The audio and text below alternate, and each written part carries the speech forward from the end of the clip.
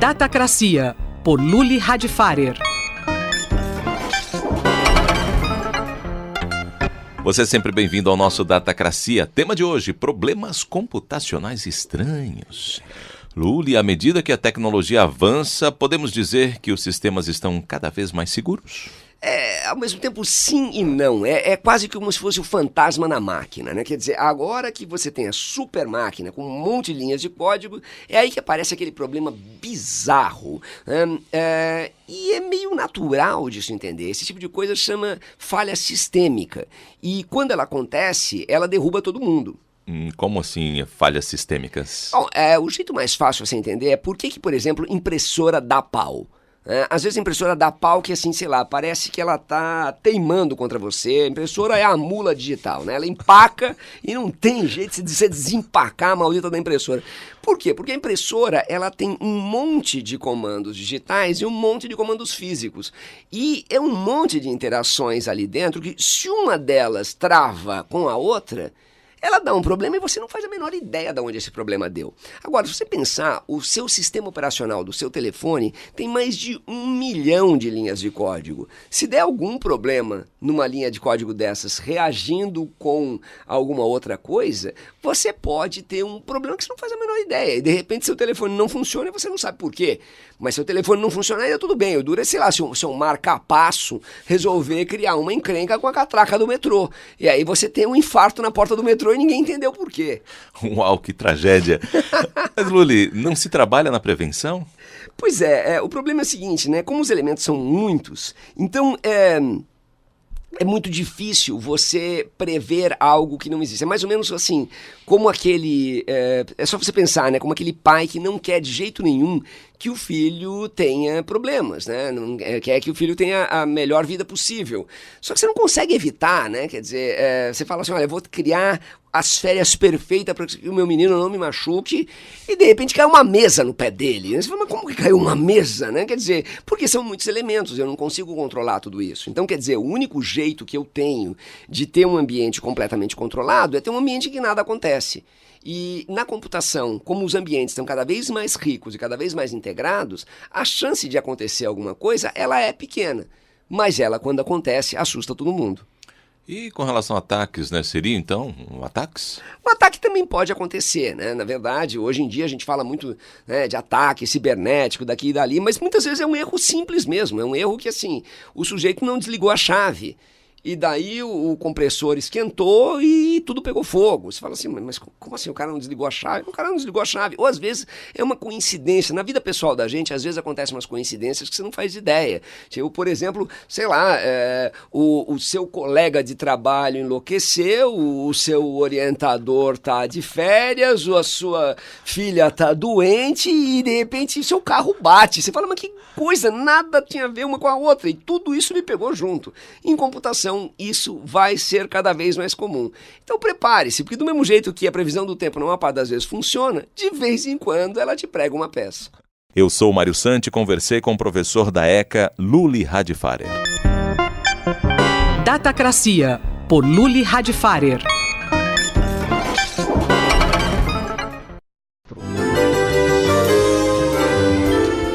Bibliomania, por Marisa Midori.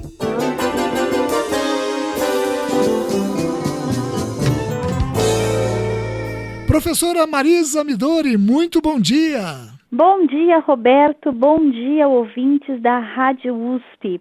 Roberto, sou eu que lanço a questão hoje e não você. Pode ser? Pode ser. Eu quero que você me diga onde é que fica São José do Paiaiá. Não sei onde fica, professora. Roberto, como pode? Esta cidadezinha, provavelmente de uma única rua, fica no território das peregrinações do Antônio Conselheiro, localizada, portanto, no sertão de Canudos. E podemos dizer que se trata de uma cidade das letras, acredite, porque São José do Paiaiá inscreveu seu nome na cartografia das bibliotecas. E não é só isso, não.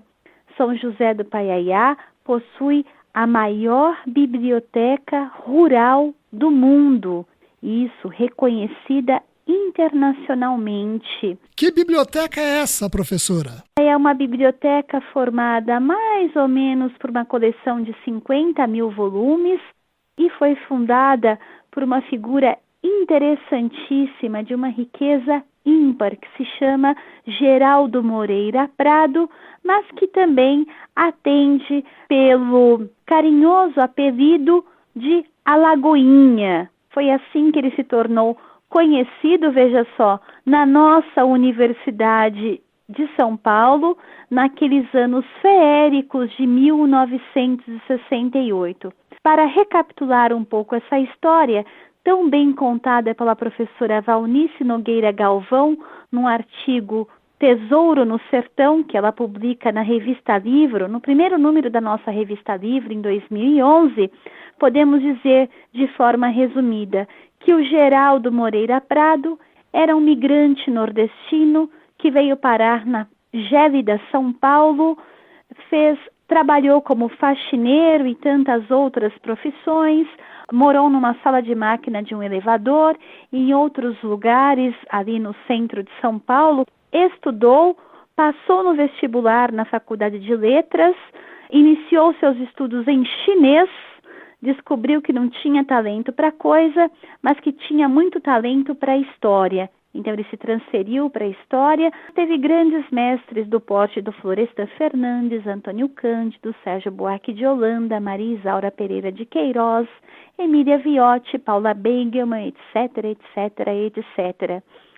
Formando-se, ele foi formando também a sua biblioteca. Veja que seu primeiro livro, como ele lembra, foi Na Sombra do Arco-Íris, do Malbataan, doado por sua professora do primário, que foi justamente a Maria Ivete Dias, a mãe da Ivete Sangalo, que trabalhou lá no Paiaiá como professora da escola local. O acervo dessa biblioteca, em que consiste ele? Como uma parte dos livros, no começo 12 mil e depois 20 mil volumes, como uma parte desta partiu da própria coleção do Geraldo, ou seja, ele tinha um apartamento, como ele conta, abarrotado de livros. Ele resolveu doar esses livros na época ao UFRJ, onde ele trabalha, mas a universidade não teve interesse pela coleção e daí ele teve essa ideia espetacular. Bom, então eu vou mandar de volta para o Paiaiá. Aí ele conseguiu a ajuda da empresa Itapemirim, que disse que para livros fazia tudo de graça. Lá na cidade os seus parentes se arranjaram, ele conseguiu comprar uma casinha ali e foram arrumando espaço para a biblioteca, de modo que ela é muito eclética. Mas ela tem duas curiosidades. Uma edição completa do Molière do século XVIII, que não é coisa pouca, e a outra peculiaridade é que ele tem uma coleção bastante completa de obras sobre a China, que ele inclusive visitou, ou seja, mesmo sem aprender a falar o chinês, a China continuou no imaginário desse grande colecionador. A professora Marisa Midori conversou com Roberto Castro. Bibliomania, por Marisa Midori.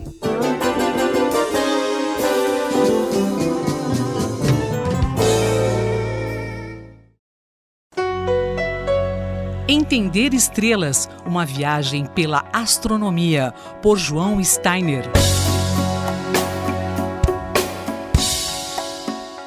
Uma equipe de astrônomos liderada por Scott Shepard, do Observatório Carnegie, anunciou a descoberta de mais 20 luas orbitando Saturno, que agora tem 82, ultrapassando Júpiter, que tem 79. Professor João Steiner, são muitas luas para um planeta, né? Como que funciona a órbita dessas luas? Bom, essas órbitas que agora foram descobertas, né, num trabalho de grande profundidade e sistemático feito por essa equipe, né, eles descobriram que as luas, de modo geral, são pequenas, né, tendo a ordem de 5 quilômetros, e a maior parte delas orbita Saturno em contrarrotação, isto é, Saturno gira num sentido e a maior parte das luas maiores de Saturno giram no mesmo sentido, mas 17 desses 20 novos luas orbitam em sentido contrário, ou não exatamente no mesmo sentido, né? E isso é um dado importante, porque também dá uma sugestão sobre qual é a origem dessas luas, né? Nós temos 3 teorias para a formação de luas. Uma é que as luas se formaram num disco originário, primordial, quando o planeta e o sistema solar se formaram, todos a partir de um disco de gás. Então, as luas que se formaram juntamente com o planeta e juntamente com os outros, todos os outros planetas, todos giram no mesmo sentido, porque isso é um princípio da física. No entanto, outras luas podem ter sido capturadas ao longo da história. E quanto maior a massa do planeta e quanto mais distante do Sol, maior a chance de o planeta poder capturar. E quando captura uma lua posteriormente à sua formação, essa lua pode ser em qualquer direção, de qualquer orientação. Mas existe uma terceira possibilidade, é que alguma lua formada inicialmente pelo disco de gás, juntamente com outras luas, teve um impacto, uma colisão gigante de um corpo estranho que entrou e destruiu essa lua, espalhando pedaços por suas órbitas, e muitos desses novos pedaços podem ter rotação contrária. E o elemento-chave, neste caso, é que várias dessas luas têm órbitas não só contrárias, mas com o mesmo plano de inclinação com relação a Saturno, o que sugere que tiveram a mesma origem. Ora, se várias luas tiveram a mesma origem, é muito provável que tenha sido a partir da destruição de uma lua pré-existente. E esse pesquisador, o Scott Shepard, ele é um caçador de luas, né? Já descobriu várias pequenas luas. Como que se encontram esses objetos? Bom, na verdade, a primeira vez que ele descobriu uma quantidade grande de luas em Júpiter foi por acaso. Ele estudava um outro assunto e aí Júpiter passou por acaso no campo de observação do telescópio, e aí começaram a aparecer objetos muito fracos em rotação. Aí descobriram que esses objetos muito fracos eram luas de Júpiter, né? O fato é que ele estava usando um telescópio de 8 metros, um telescópio muito grande, com uma câmera extremamente poderosa, né? Que fica no telescópio Subaru, que é um telescópio japonês, instalado no Havaí. Claro que em função desse sucesso, digamos assim, inesperado e até involuntário que ocorreu em Júpiter, eles se motivaram a olhar Saturno e descobriram 20. Uma coisa interessante é que agora Saturno passa a ter mais luas do que Júpiter, né? Por que um dado planeta tem mais ou menos luas? Tem 2 causas. Uma, o planeta de maior massa é capaz de segurar mais luas do que o planeta de menor massa. Uma outra é que um planeta que está mais longe do Sol está mais protegido de o Sol perturbar as órbitas das suas luas, né? Então, até pouco tempo atrás, o planeta com o maior número de luas era Júpiter, então imaginávamos que o fator entre os dois preponderante era o da massa. Mas agora Saturno, que tem menos massa e está mais longe, tem mais luas, então é possível que o fator preponderante seja o da distância ao Sol. O professor João Steiner, colunista da Rádio USP, conversou comigo, Luísa Caires. Entender Estrelas, uma viagem pela astronomia, por João Steiner.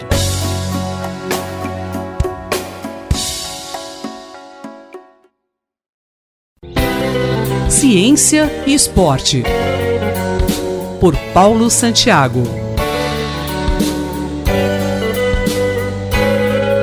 Professor Paulo Santiago, nesta semana, um dos assuntos mais presentes na mídia esportiva é o feito do corredor Eliud Kipchoge, que se tornou o primeiro ser humano a completar a distância de uma maratona em um tempo menor que 2 horas. O que esse feito tem de importante para a ciência do esporte e quais as suas repercussões? Olá, ouvintes da Rádio USP. Nesta semana, o assunto, como comentado, mais falado e que vai dar ainda muita repercussão na mídia é o feito do queniano Eliud Kipchoge, que completou a distância oficial da maratona dos 42 quilômetros, 195 metros, num tempo menor que as 2 horas.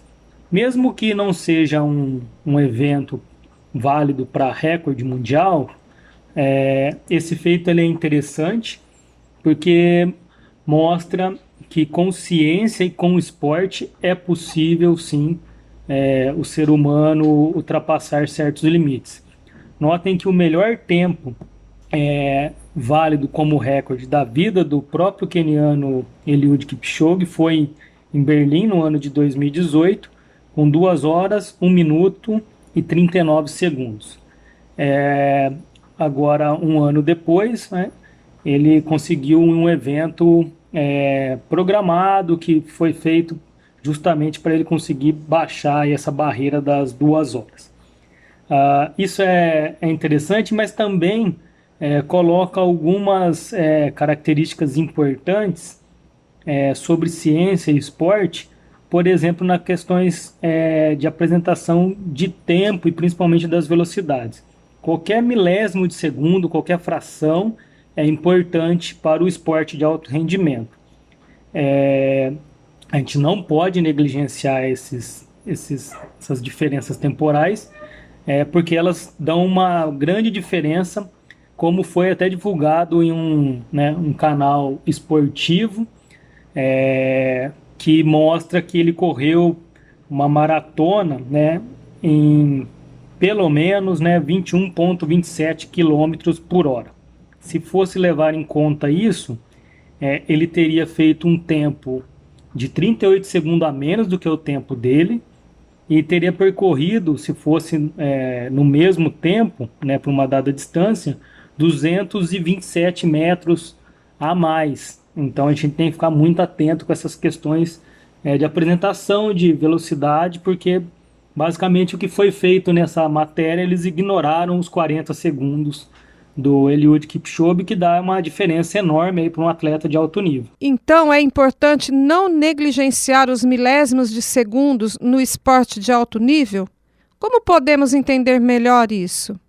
O que fica importante desse aspecto em ciência do esporte, principalmente, e que deve ser muito respeitado e deve-se ter muito cuidado, principalmente quem vai trabalhar com atleta de alto nível, provavelmente não vai negligenciar dessa forma, né?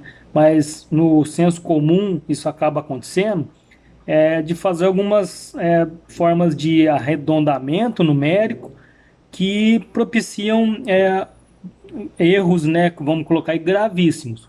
Por exemplo, nesse caso, se ele realmente tivesse corrido em velocidade média de 21,27 km por hora, daria esses 227 metros de diferença, ou os 38 segundos aproximadamente aí, do que ele fez. E na verdade o que aconteceu, ele correu não para 21,27 km por hora, e sim para 21,156 km por hora. Essa diferença de 0,114 km por hora representa muita coisa para um atleta de alto nível. Então, pode ser que você não consiga nem pôr em uma esteira aí 0,114 km por hora, ficar abaixo de 1 km por hora, quase 1/10 de km por hora, mas isso é muito significativo para uma prova longa, para um atleta de alto nível. Então, assim, não negligenciem os milésimos de segundo, porque ele faz toda a diferença e poderia até significar aí, entre o primeiro até o 8º colocado numa maratona. Então, fiquem muito atentos a isso. Obrigado e até a próxima coluna. Eu sou Rosimeire Talamone e nós acabamos de ouvir o professor Paulo Roberto Santiago, da Escola de Educação Física e Esporte da USP em Ribeirão Preto. Ciência e Esporte, por Paulo Santiago.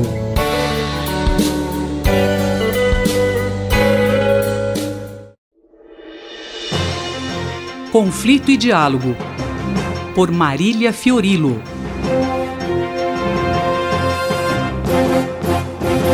Professora Marília Fiorillo conosco. A professora comenta hoje o filme Coringa, uma obra-prima de ficção realista, professora. Olá, Cido, ouvinte da Rádio USP. O pudor nunca foi uma regra, mas hoje é algo impensável. Virar celebridade não é mais um desejo, é quase uma obrigação existencial. mesmo que precisemos expor a privacidade até as entranhas. Aliás, privacidade virou uma esquisitice, quase um defeito de caráter. Neste momento em que ser famoso não depende do seu talento, mas da capacidade de autoexposição. A nossa época não perdoa o anonimato e cultiva a indiferença de todos a todos. É por isso que o filme Coringa é uma obra-prima. Cinema é arte, não sociologia, mas a arte sempre se engaja. Ela é engajada com o pulso do seu tempo, com as sensibilidades, com as idiosincrasias, com o terreno em que pisamos no momento. A crítica especializada se dividiu sobre o filme. Críticos dialogam profundamente com outros críticos, o que os faz, em geral, levitar sobre a realidade. Alguns elogiaram, mas boa parte achou que o filme era a maior decepção do ano. Foi comparado com filmes dos anos 70, com outros Batmans, e a conclusão, quase que geral, foi que Coringa era um exercício de complacente autopiedade, à parte a esplêndida atuação de Joaquim Phoenix, como um portador de distúrbio mental que sonha participar de um talk show e, depois de muito apanhar, devolve as humilhações e se torna, sem querer, o herói dos maltratados. A Joker não é a saga de um único homem perturbado e invisível. É o retrato visceral de uma sociedade muito, muito doente. O filme expõe duas patologias centrais de nossa época. A primeira é a pressão pela famosidade vazia. E a segunda é a naturalização da crueldade. Não da violência, mas da crueldade pura e simples. Do sadismo gratuito, recorrente, banal.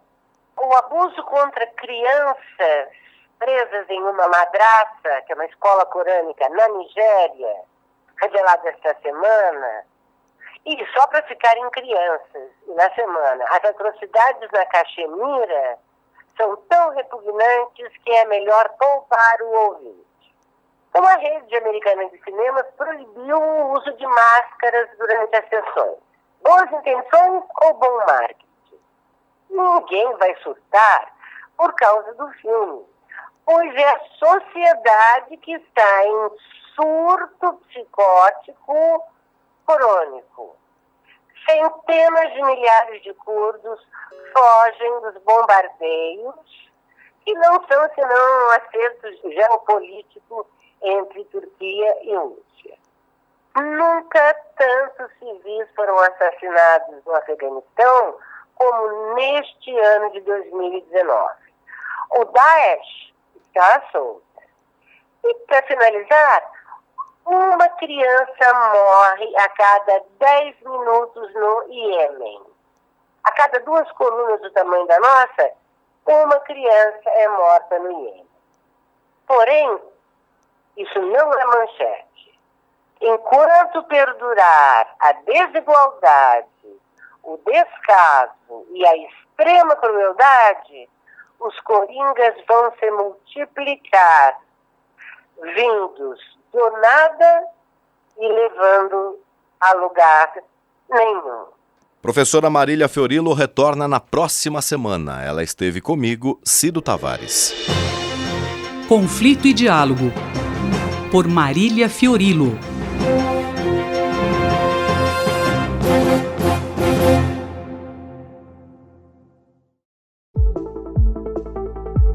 Educação e Direitos. Professora Eunice Prudente. Professora Eunice Prudente, nós estamos no mês de outubro, mês das crianças. Que tal a gente falar um pouquinho sobre os direitos das crianças? Elas têm direitos? Tem. Tem, como todos, né? O ser humano é, sem dúvida alguma, uma magnífica interação de corpo, intelecto, espírito, capaz de criações extraordinárias, ciências, filosofias e artes. Mas tudo, sem dúvida alguma, se inicia com essa personalidade que nos identifica. As pessoas são iguais em direitos, obrigações legais, mas não são idênticas. Cada pessoa tem a sua personalidade. É por isso que a Constituição cuida com muita acuidade a pessoa em desenvolvimento, ou seja, os direitos da criança e do adolescente. Há princípios que vão direcionar os direitos da criança e do adolescente, porque este sujeito é, um cidadão também. Então, o principal princípio é da proteção assim integral. É um compromisso do Brasil com a Convenção das Nações Unidas sobre os Direitos da Criança e do Adolescente. Depois temos o 227 na nossa Constituição Federal e, finalmente, uma legislação bastante apurada, que é o Estatuto da Criança e do Adolescente.